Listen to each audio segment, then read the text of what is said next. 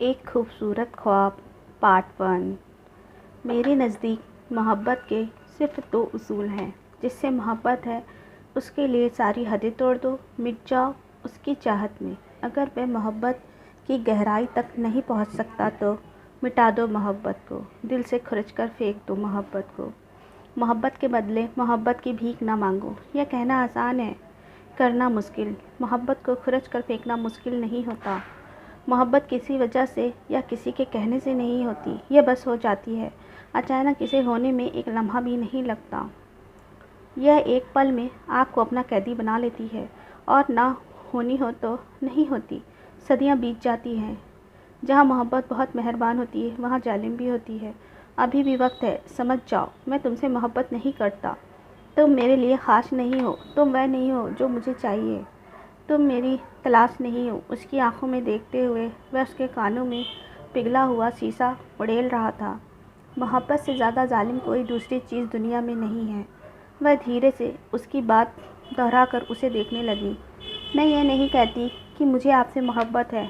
मैं तो यह भी नहीं जानती कि मोहब्बत क्या है, ये कैसे होती है। मैं सिर्फ इतना जानती हूँ कि आप मेरे साथ रहो, हर वक्त, हर लम्हा। हम 14वीं के चमकते चाँद को हमेशा साथ खड़े होकर देखें। बरसती बारिश में एक साथ भीगे, समंदर की गीली रेत पर एक दूसरों का हाथ थामकर नंगे पाँव चलें।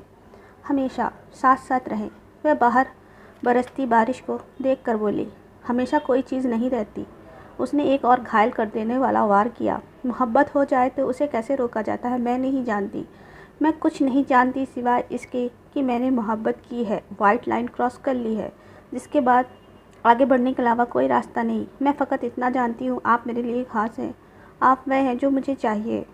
आप वह हैं जिसकी मुझे तलाश थी। मैं कैसे संभलूँ, मैं कैसे समझूँ, मैं नहीं जानती। बेबसी उसके हर एक लफ्ज़ से झलक रही थी। ये सरासर पागलपन है, एक हिमाकत है। मोहब्बत कोई अरेंज मैरिज नहीं होती कि मर्जी हो ना हो ज़बरदस्ती करके गुजारा कर लिया जाए। लहजा तल्ख था और अल्फाज की चुभन की छुरी की तरह था। मेरे जज्बों में मेरी मोहब्बत ने वह ताकत है कि आपको मोहब्बत हो जाएगी। मैं तुम्हारे ख्याल के बिना पर कोई रिश्ता नहीं जोड़ सकता। एक बार और धुतकारा। आप समझते हैं मेरी मोहब्बत सिर्फ ख्याल है? गहरी खाई से निकली एक सिसकारी। मुझे नहीं मालूम, मैं जो कह रहा हूँ वही सच है। तुम्हारी समझ में क्यों नहीं आता? एक बार फिर सुन लो, मुझे तुमसे मोहब्बत नहीं। उसके लहजे में बला की बेदर्दी थी। मैं आपके इस फैसले को भी निभाऊंगी। कांपती आवाज़ में जवाब मिला, तुम इस मोहब्बत को यहीं दफन कर दो और चली जाओ यहाँ से। लहजा और भी सख्त हो गया था। इसके साथ मुझे भी दफन होना पड़ेगा। वह जिद में थी। मैं इस तरह इससे ज़्यादा तुम्हारा साथ नहीं दे सकता।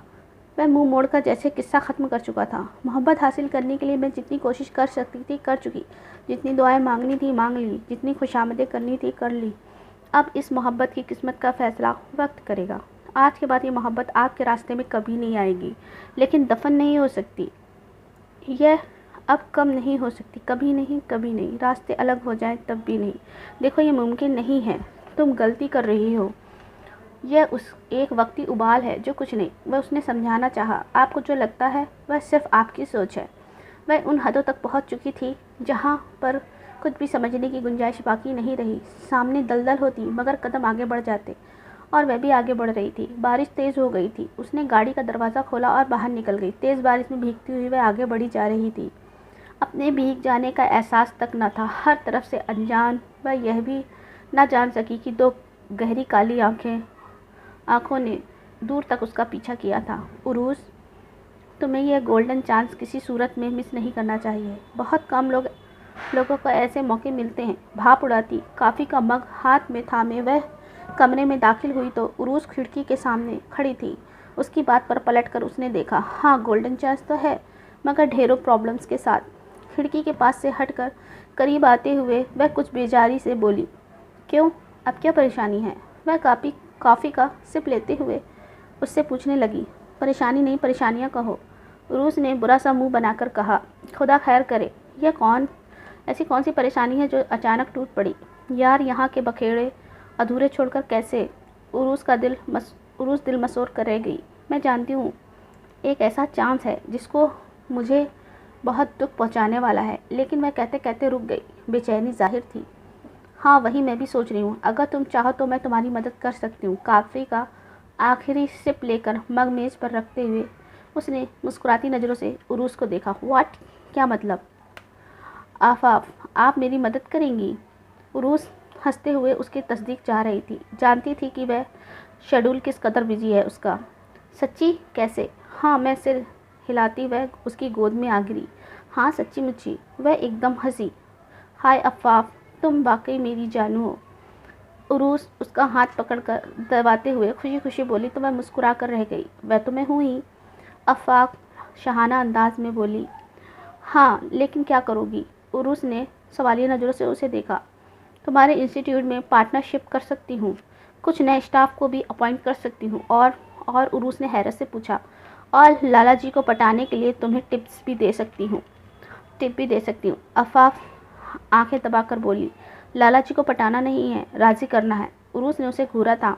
हाँ हाँ हाँ, वही, राज़ी करना है तो इसके लिए तुम्हें पॉइंट्स दे सकती हूँ। अफ़ाफ़ ने हंसते हुए कहा, तुम सोच लो, अगर तुम यूके जाना चाहती हो और चाहती हो कि लाला जी मान जाए तो तुम्हारे लिए यह कर सकती हूँ। उरूस को सोचते देखकर अफ़ाफ़ फिर से बोली, इसके पीछे मेरा कोई जाती फ़ायदा नहीं है। पार्टनरशिप की बात इसलिए की है कि मैं जानती हूँ कि तुम ऐसे ही यह जिम्मेदारी मुझे नहीं दोगी। उरूस को सोच में गुम देखकर अफ़ाफ़ ने बताना ज़रूरी समझा। नहीं नहीं, मुझे तुम्हारे खुलूस पर कोई शक नहीं, तुम पर भरोसा भी है। पार्टनरशिप क्या, मैं पूरा इंस्टीट्यूट तुम्हारे नाम करने को तैयार हूँ। उरूस के लफ्ज़ों में सच्चाई थी। अफ़ाफ़ ने मुस्कुराकर उसके हाथ पे अपना हाथ रख दिया। तो बस फिर बेफिक्र हो जाओ, फॉर्म जमा कराओ और पैकिंग स्टार्ट कर दो। अफ़ाफ़ ने तसल्ली दी। हाँ, लेकिन असल मसला तो अभी भी वही है ना। उरूस हाथ छुड़ाकर फ़िक्रमंदी लहजे में बोली। कौन सा मसला? अफ़ाफ़ चौंकी। लाला जी, उरूस बेबसी से बोली तो अफ़ाफ़ ने होठों पर मुस्कुराहट फैल गई। सोचते हैं ना कुछ? अफ़ाफ़ संजीदगी से बोली। क्या तुम भी यूके चल सकती हो? तुम्हारे साथ मिला तो लाला भी आसानी से मान जाएंगे। दूसरे पल उरूस ने अफ़ाफ़ से कहा, नहीं यार, मैं कैसे जा सकती हूँ? अफ़ाफ़ ने साफ इनकार कर दिया। प्लीज़ अफ़ी, मेरी खातिर बस करो, साल की ही तो बात है ना, यह तो करना, तुम छोड़कर वापस आ जाना। तुम पागल हो गई हो क्या? क्या तुम दूसरी गली में जा रही हो, मैं छोड़कर फटाफट वापस आ जाऊंगी? वह लंदन का ट्रिप का मौसम, मैडम, 7 समंदर पार और 60-70 हज़ार रुपये, क्या मैं ऐसे ही बर्बाद कर दूं? अफ़ाफ़ ने झूठी नाराज़गी दिखाई। अजीब मोहब्बत है तुम्हारी, मेरी खातिर इतने से रुपए नहीं खर्च कर सकती? उरूस ने मुंह बिसूरा। खर्च तो कर सकती हूँ, बर्बाद नहीं कर सकती। वैसे कुछ केस ऐसे हैं कि मैं इस साल यूके नहीं जा सकती। फ़िक्र ना करो, लाला जी से मैं बात करूँगी। उसने जैसे बात ही ख़त्म कर दी। तुम मिलोगी लाला जी से? उसने अरूज से पूछा। हाँ, क्यों नहीं, क्या मैं नहीं मिल सकती उससे? अफ़ाफ़ बिना सोचे समझे बोल गई, फिर पछताई। हाँ, मैं भी चाहती हूँ कि तुम मिलो लाला जी से, वे बहुत अच्छे हैं, लेकिन तुम हमेशा दामन बचा जाती हो। उरूस खुश हो रही थी। कितने दिनों से वह अफ़ाफ़ और लाला जी की बात कराना चाह रही थी, लेकिन अफ़ाफ़ लिफ्ट ही नहीं दे रही थी। मेरी मसरूफ़ियत का तुम्हें अंदाज़ा तो है ना? अफ़ाफ़ ने संजीदगी से कहा। फिर शिकायत कैसी? अच्छा यार, मुआफ़ कर दो तो कल शाम मुमीन मैशन तुम्हारा इंतज़ार करेगा। उरूस शाहाना अंदाज में कहती उसकी धड़कनें तेज़ कर गई। कल शाम नहीं, कल तो मैं बहुत बिज़ी हूँ। अफ़ाफ़ ने दामन बचाया। रहने दो, मुझे पता था तुम्हें आना ही नहीं है, अब बहाने ना बनाओ। उरूस ने रूठे अंदाज में कहा।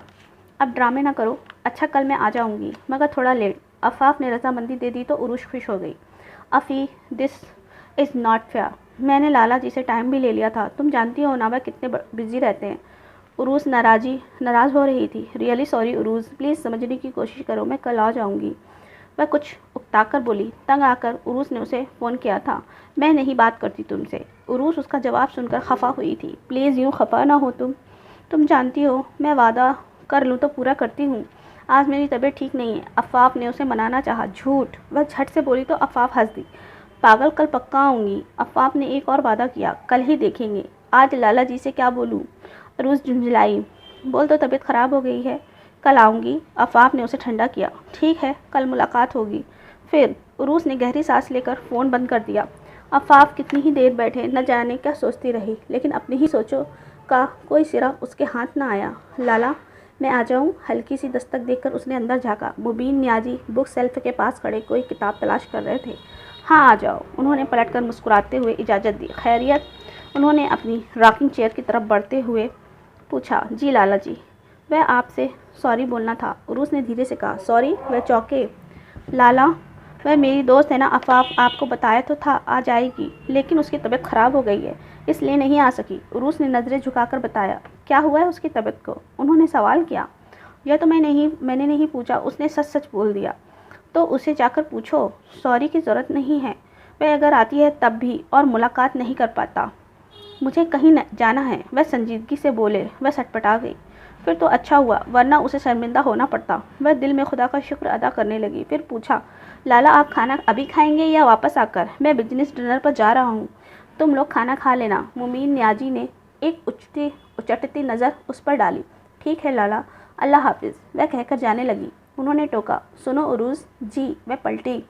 अब किसी की तबीयत ख़राब हो तो उसका पूछना फ़र्ज़ होता है। वह उसका चेहरा पढ़ते हुए बोले। जी लाला, मैं उससे खफा थी, इसलिए नहीं पूछा। वह सादगी से बोली। नाराज़गी अपनी जगह और ख्याल रखना अपनी जगह, लेकिन नाराज़गी में हक दम तोड़ दे तो रिश्ता भी टूट जाता है। उन्होंने समझाया। जी जी कहकर वह सर झुकाए बाहर निकल गई। बाबा सब खैरियत होगी? आप तो जानते हैं उनकी आदत परेशान करने की है। अहसन नदीम पर उसका इंतज़ार इतना भारी था कि वह डिप्रेशन का शिकार हो गए। अब वह उनके पास बैठे तो उन्हें तसल्ली दे रहा था। हाँ आदत है, लेकिन यह आदत अब मेरी सांसें तंग करने लगी है। अहसन नदीम बहुत बेचैन थे। बाबा जान प्लीज़ ऐसी बातें तो ना करें, मैं आपके साथ हूँ ना। वह उनका हाथ पकड़कर उन्हें बहलाने लगा। बेटा, जब अपनी ही औलाद आपके खुलूस और मोहब्बत की कदर ना करे तो उसे तकलीफ़ का अंदाज़ा लगाना मुश्किल होता है। वह जो दिल पर गुजर रही होती है वह बहुत दुख से बोले। बाबा जान हौसला करे, मैं बात करता हूँ। वह मोबाइल निकाल कर नंबर डायल करने लगा। बेल जा रही थी, लेकिन जवाब नहीं मिला। वह शायद बिज़ी है, इसलिए कॉल रिसीव नहीं की। वह मोबाइल कान से हटाकर बोला। उसका बिज़ी होना तो एक बहाना है। अहसन नदीम ने गहरी सांस ली। बाबा जान अगर आप कहें तो। ओह कॉल आ गई, उसने कहकर मोबाइल फिर कान से लगा लिया। हम आपसे बहुत नाराज़ हैं। वह कॉल रिसीव करते ही बोला। क्यों, क्या हुआ? जितना इधर से नाराज़गी का इजहार किया गया था, उतना ही दूसरी तरफ से सुकून से पूछा गया था। आज तो हफ्ते बाद आपसे बात हो पा रही है। बाबा जान बहुत याद कर रहे हैं, उसने कहते हुए बाबा की तरफ देखा। हाँ जानती हूँ, बाबा जान को भी मैंने भी याद किया, बस कुछ बिजी रही जिसकी वजह से कॉल नहीं कर सकी। वह आराम से बोली तो अहसन नदीम ने मोबाइल बेटे के हाथ से ले लिया। बेटा वापस आ जाओ, अपने बाबा जान के पास लौट आओ। वो प्यार से बोले। बाबा जान कैसे हैं आप? वह भीगे लहजे में बोली थी। मैं बेटा ठीक हूँ, तुम्हारी बहुत याद आती है। मम्मी कैसी हैं बाबा जान? ठीक है, लेकिन तुम्हारे बिना सब अधूरे हैं। वह दुखी दुखी लहजे में बताने लगे। बाबा जान, कोई किसी के बगैर अधूरा कहाँ होता है? वह गहरी संजीदगी से बोली। बेटा, जो लोग हमारी ज़िंदगी का हिस्सा होते हैं उनकी दूरी अधूरा कर देती है। वह जल्दी से बोले। बाबा जान, इससे आगे वह कुछ ना कह पाई। जॉब कैसी चल रही है? अहसन नदीम साहब ने टॉपिक बदला। अच्छी चल रही है बाबा, बेहद बिजी है। हाँ इसका तो अंदाज़ है मुझे। वह धीरे से हंसे। वह बस बाबा जान कुछ मीटिंग्स में उलझी रही, इसलिए ज़्यादा दिन लग गए कॉल करने में। और तुम अपनी तस्वीर भी नहीं भेजी इतने दिनों से। मुझे देखने का दिल मच हो रहा है तुम्हें। वह धीरे से हंसे थे। बाबा जान, अभी कुछ दिन पहले ही तो भेजी थी, इतनी तस्वीर का क्या करेंगे? वह हैरान हुई थी। खुद नहीं आती तो अब क्या तस्वीर पर भी पाबंदी लगाओगी? एहसान नदीम नाखुश हुए। नहीं बाबा जान, पाबंदी तो नहीं है। अच्छा मैं भेज दूँगी, लेकिन फिर यह ना कहना कि मैं कमज़ोर हो गई हूँ। वह सोखी से बोली। नहीं कहूँगा, लेकिन अगर कमज़ोर लगी तो डांटूँगा ज़रूर। अहमद नदीम बड़े मज़े से बोले। बाबा जान आप भी ना। वह मुस्कुराई। आप ही प्लीज़ अपनी तस्वीर भेज देना, वरना बाबा जान मेरे कान खींचेंगे। आदि ने बाबा से फ़ोन लेकर जल्दी से कहा। अच्छा जल्दी भेज दूँगी, उसने वादा किया। और बाबा जान को भी ज़रा समझा दें कि टेंशन कम लिया करें, मेरी तो कोई अहमियत ही नहीं। वह रूठे हुए अंदाज में बोला तो अहसन नदीम मुस्कुरा दिए। चेहरे पर इत्मीनान था। ये कैसे हो सकता है तुम्हारी कोई अहमियत ना हो? वह बड़े प्यार से बोली। उसे मालूम था वह बाबा जान और अम्मी का बहुत ख्याल रखता है। आप ही क्या, आपकी उन बेसहारा हसीनाओं में से कोई ऐसी है जो इस नाज़ीज़ को सहारा दे सके? वह शरारत पर उतर आया तो अहसन नदीम ने कहकहा लगाया। खैरियत है, आज तुम्हें सहारों की ज़रूरत क्यों पेश आ रही है? वह शौक़ी से पूछने लगी। आप ही जान, मैं भी इंसान हूँ, जज्बात रखता हूँ, और सहारों की ज़रूरत है तो सहारों की ज़रूरत तो सबको होती है। अब हर कोई आपकी तरह बहादुर तो नहीं होता ना। वह इतना भारी बोझ उठाकर हंसी खुशी भी जी रही है। आदि आज पहली बार उसने ऐसे ऐसी बात कर रहा था। वह खामोश रही। हेलो। कितनी देर बाद वह कुछ नहीं बोली तो आदि को टोकना पड़ा। हाँ, सुन रही हूँ।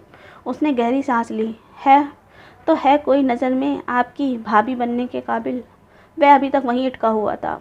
है तो बहुत सारी। तुम बताओ तुम्हें कैसी लड़की चाहिए?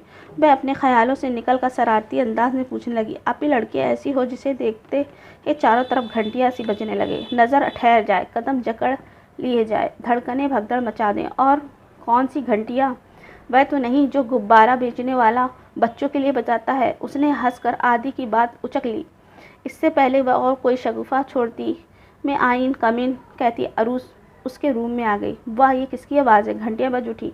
आदि उरूस की आवाज़ सुनकर चहका। बको मत, मेरी दोस्त है उरूस। उसने डांटा और बोली, अच्छा आदि, बाबा और मम्मी का ख्याल रखना, मैं फिर बात करूँगी। उसने बात ख़त्म करनी चाहिए। ख्याल तो रखूँगा, मगर एक शर्त पर। यह आवाज़ दिल के तार छेड़ गई है। इसे मेरा ख्याल रखने की जिम्मेदारी सौंप दो। वह भरपूर शरारत के मूड में था। बकवास न करो, वह कहकर अफ़ाफ ने फ़ोन बंद कर दिया। तो आदि ने कहकहा लगाया। वह भी हंस दी।